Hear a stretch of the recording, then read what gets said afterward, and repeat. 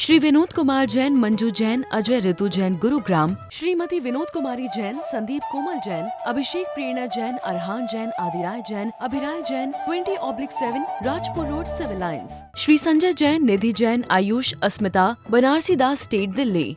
श्री सुभाष नीलकमल जैन, सिद्धांत अक्षरा सिंघई, हर्ष सुनैना जैन, खनक अरुण्या सिंघई एवं समस्त जताराजी परिवार, जबलपुर, मध्य प्रदेश। राकेश जैन, मुकेश जैन, राजीव जैन, निहित, राहुल, अंबुज, अंकुर, शुभम, गौरी, प्रियांक, अरहान, आयांश, नक्श जैन, कृष्णानगर, दिल्ली। शांति धारा के लिए संपर्क करें 9784857991। किसी भी राशि के लिए कोई आग्रह नहीं है। अति प्राचीन मनोरथपूर्ण मुनि सुव्रतनाथ अधीक्षक क्षेत्र, हस्तेड़ा, जयपुर से 65 किलोमीटर की दूरी पर सीकर रोड पर स्थित है। यहाँ 880 वर्ष प्राचीन विक्रम संवत 1209 1008 श्री मुनि सुव्रतनाथ भगवान की भव्य प्रतिमा विराजमान है। यह अधीक्षक क्षेत्र प्रवासी समाज द्वारा संचालित है। श्री सागर सविता जैन, ऋषभ विहार, Delhi. Shri Siddhant Jain, Prem Shanti apartment, civil line, Delhi. Sunita Jain, Sachin, Monika Jain, Disha Jain, Vinam Jain, 12A Shriram road, civil lines, Delhi. Shri Kund Kund महिला सभा, कुंद कुंद, भारती, नई दिल्ली। तीन भुवन में सार, बीते राग विज्ञानता, शिव स्वरूप शिविकार, नमः त्रियोग समार के। त्रिकालवर्ती पंचपरमेष्ठी भगवंतों को नमन और वंदन। त्रिकालवर्ती सभी तीर्थंकर परमात्मा को नमन और वंदन। तीन लोक के सभी जीवात्माओं के शुद्ध चेतन स्वरूप को नमन और वंदन। छहढाला ग्रंथ का स्वाध्याय चल रहा है।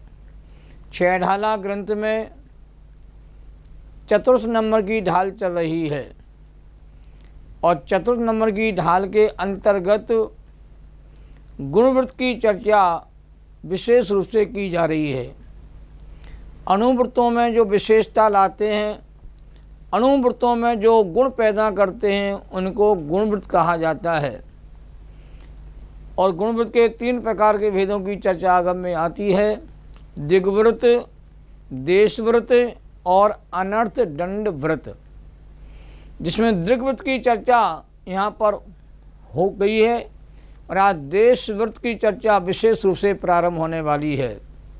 छंद इस प्रकार है। ताहू में फिर ग्राम गली गृह बाग बाजारा, गमना गमन प्रमाण ठाने अन सकल निवारा, काहू की धन हानि किसी जय हार न चिंते, ते न सो उपदेत होय आगे बनज किसी ते। ये चौथे नंबर की ढाल का 12वें नंबर का छंद था, जिसकी चर्चा यहाँ पर प्रारंभ होने वाली है। और छंद का वाचन हुआ है, छंद का जो अर्थ है उसकी चर्चा प्रारंभ करते हैं।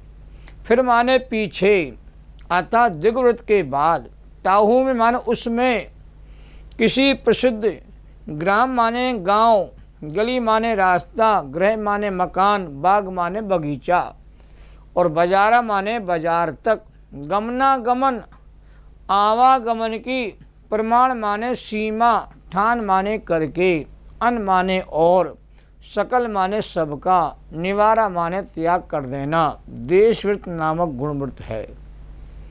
काहू की मतलब किसी की, धन हानि माने धन के नाश का, किसी माने किसी की, जय माने जीत का और हार माने पराजय का, ना चिंते माने विचार नहीं करना। अब ध्यान नामक अनर्थ दंड व्रत कहलाता है। वनज माने व्यापार और कृषिते माने खेती से, अग माने पाप, होय माने होता है, इसलिए सो माने ऐसा, उपदेश ना दे नहीं देना, पापोपदेश अनर्थ दंड नामक व्रत कहलाता है। इस छंद में कईवल ने देशव्रत गुणव्रत और अनर्थ दंड व्रत की चर्चा विस्तार से यहाँ पर की है।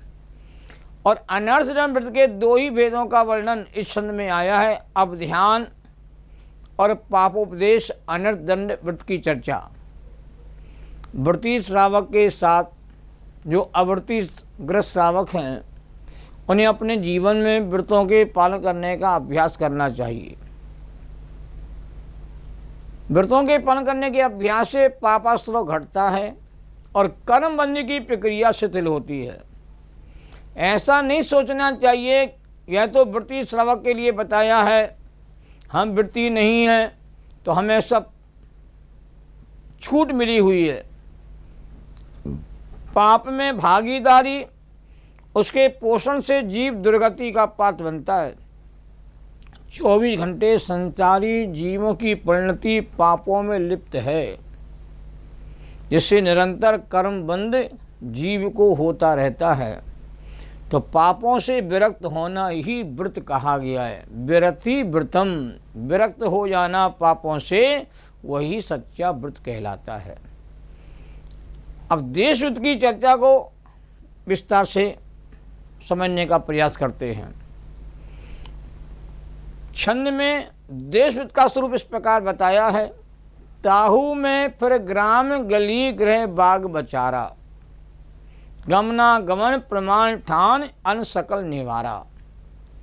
तो दिग्व्रत में जीवन पर्यंत के लिए ली गई मर्यादा के भीतर किसी गांव गली घर बाग बाजार तक निश्चित समय के लिए आने जाने का प्रमाण करके उससे बाहर नहीं जाना देशव्रत नामक गुणव्रत कहलाता है। आचार्य समन्वत देव ने रत्नगण सावकाचार्य में भी चर्चा की है, श्लोक नंबर 92 में, कि अनुव्रतों के धारी पुरुषों द्वारा दिन प्रतिदिन काल की मर्यादा करके विशाल सीमा को थोड़ा थोड़ा घटाते जाना। पहले दिग्व्रत में 10 दिशाओं में जाना, मांगना, भेजना, बुलाना इत्यादि की यावन जीवन की जो मर्यादा की थी वह बहुत अधिक थी। उसी में प्रतिदिन क्षेत्र की सीमा काल की मर्यादा करके उसे घटाते हुए नियम लेना। जैसे आजीवन भारत देश से बाहर नहीं जाऊंगा, यह दिग्व्रत है। अब 1 महीना 1 सप्ताह तक दिल्ली से बाहर नहीं जाऊंगा, ऐसा नियम लेना देशव्रत है।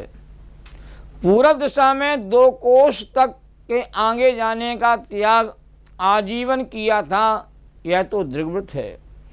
तो इसी में मर्यादा करके रहना कि आज 4 कोस से अधिक कहते नहीं जाऊंगा, इस शहर के बाहर नहीं जाऊंगा, या अपने मोहल्ले से बाहर नहीं जाऊंगा, या घर से बाहर नहीं जाऊंगा, अपने कमरे से कहते बाहर 2 घंटे के लिए नहीं जाऊंगा। ऐसी जो मर्यादा कुछ काल के लिए कुछ क्षेत्र की ली जाती है, उसी को आगम में देशव्रत की संज्ञा दी गई है। ध्यान रखें, दिग्व्रत यम कहलाता है और देशव्रत नियम कहलाता है। दिग्व्रत जीवन पर्यंत के लिए निभाया जाता है और देशव्रत नियम महीने, सप्ताह, दिन और कुछ घंटे आदि की सीमा में रख करके निभाया जाता है। दिग्व्रत तो स्थायी व्रत है और देशव्रत अस्थायी व्रत है। दिग्व्रत की तरह देशव्रत के पालन करने से सूक्ष्म और स्थूल पापों से जीव की निवृत्ति होती है। जब पापों से निवृत्ति होती है तो वह जीव पुण्याश्रव की ओर कदम बढ़ाता है और पुण्याश्रव के बाद वह संवर की प्राप्ति का उपाय प्रारंभ करता है। 10 दिशाओं की मर्यादा करने से अमर्यादित क्षेत्र संबंधी पाप बंध से बच जाते हैं और धर्म साधना में प्रवृत्ति होती है। हम छोटे छोटे नियम लेने का अभ्यास करना चाहिए। जैसे आज हम नगर के बाहर नहीं जाएंगे, अपने मोहल्ले से बाहर आज नहीं जाऊंगा, 2 घंटे तक मैं अपने घर से बाहर नहीं जाऊंगा और 1 घंटे तक अपने कमरे से बाहर नहीं जाऊंगा और 4 घंटे तक दुकान से बाहर नहीं जाऊंगा। आधा घंटा मौन रह करके अपने कमरे में शांत भाव से तत्व चिंतन करूंगा।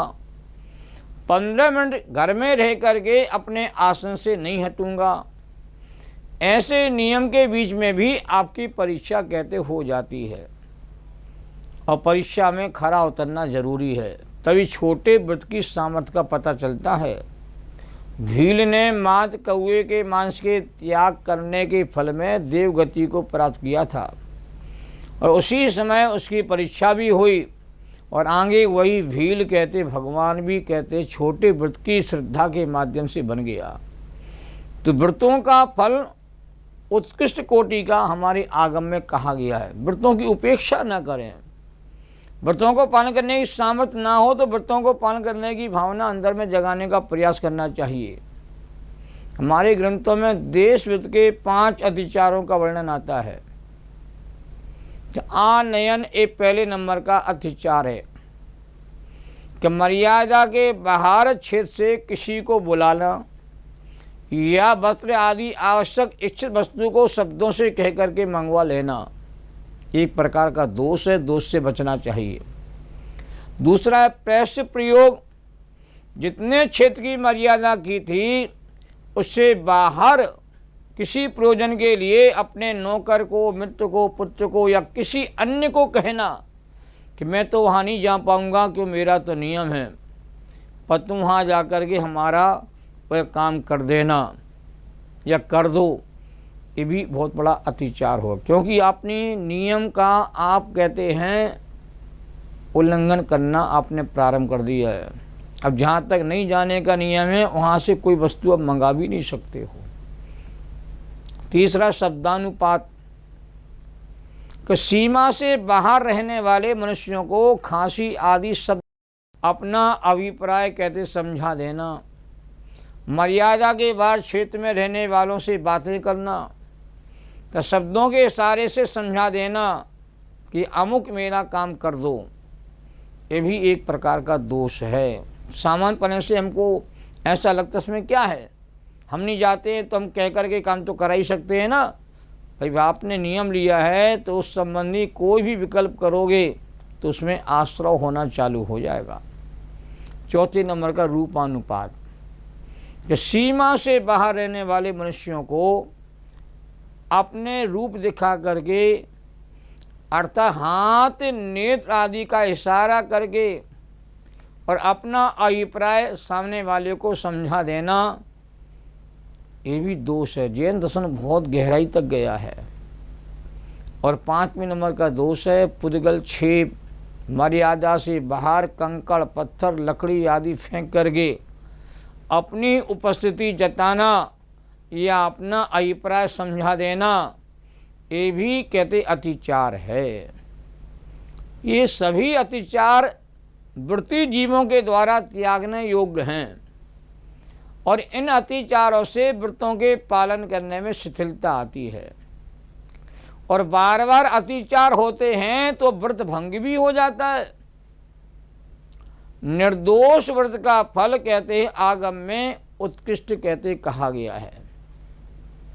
इष्टोपदेश ग्रंथ में आचार्य पूज्यपाद स्वामी ने कहा है कि व्रतों के द्वारा जीव देव पद प्राप्त करना तो अच्छा है, किंतु अव्रतों के द्वारा नरक पद प्राप्त करना अच्छा नहीं है। पाप का सेवन करेगा अधोगति में जाएगा, पुण्य का सेवन करेगा जीव देवगति को प्राप्त करेगा। जो पुण्य पाप दोनों का कहते अभाव करेगा वह कहते पंचम गति को प्राप्त करता है। जैसे छाया धूप में अंतर पाया जाता है, वैसे व्रत और व्रत के आचरण करने वालों में अंतर पाया जाता है। व्रत का पालन तो छाया के समान है, और अव्रत का पालन कहते हैं अव्रत की क्रिया जो होती है वह धूप के समान कही गई है। तो व्रत जो है पापों से मुक्ति दिलाता है, इसलिए व्रतों का हमारे यहाँ इतना ज़्यादा महत्व दिखाया जाता है। क्योंकि अनादिकाल से जी पापों की प्रवृत्ति में कहते हैं उलझा हुआ है, फंसा हुआ है, पाप सेवन करने की आदत हो गई है, पाप कार्य करने में उसको अच्छा लगने लगा है, और पापों के प्रति उसकी कहते विरक्ति नहीं होती है, क्योंकि पाप में जीवन कहते सदा से जीता आया है। जब व्रत का पालन करते हैं तो धीरे धीरे पापों से विरक्ति होना प्रारंभ होती है। तो व्रतों से पापों से छुटकारा मिलता है और अव्रत के सेवन करने से जी पापों में प्रवृत्ति करता है। इसलिए आचार्यों ने व्रतों का स्वरूप बताया। देशविद को आचार्य समन्वत देव ने विशेष चर्चा में आपके सामने रख रहा हूँ कि देशविद को आचार्य समन्वत देव ने 4 शिक्षा व्रत में शामिल किया है। भोगो भोग परिमाण व्रत को गुण व्रत में शामिल किया है। ये पहला प्रयोग ऐसा है। और देशविद को वह देशावकाशिक नाम का व्रत कहते हैं।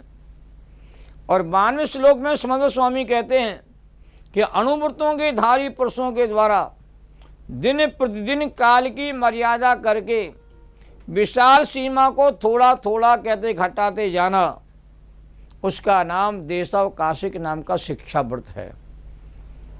इस व्रत में क्षेत्र काल की मर्यादा ली जाती है। और आचार्य देव ने 93वें नंबर के श्लोक में कहा है, गृह मोहल्ला ग्राम क्षेत्र नदी वन योजन को देशावकाशिक व्रत में शामिल किया है।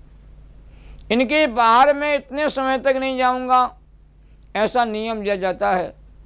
और काल की मर्यादा को बताने के लिए 94वें नंबर के श्लोक में कहा है आचार्य देव ने, जो प्रवीण पुरुष हैं वे 1 वर्ष 6 माह 4 माह 2 माह 1 पक्ष 1 नक्षत्र इस प्रकार काल की मर्यादा लेकर के नियम लेते हैं।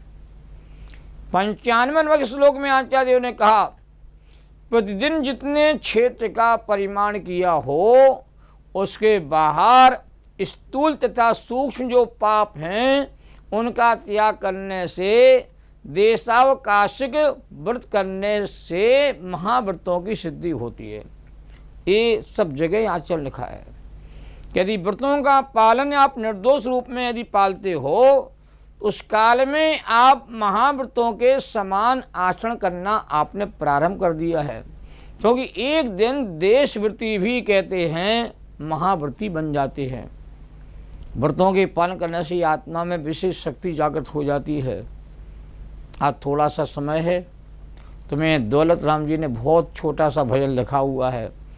दौलत राम कवि के द्वारा ही 6 ढाला लिखी गई है और दौलत राम कवि ने बहुत आध्यात्मिक भजन लिखे हैं। उन भजनों का भी आज सुनाने का भाव मेरे मन में आ रहा है। उस भजन को सुनना।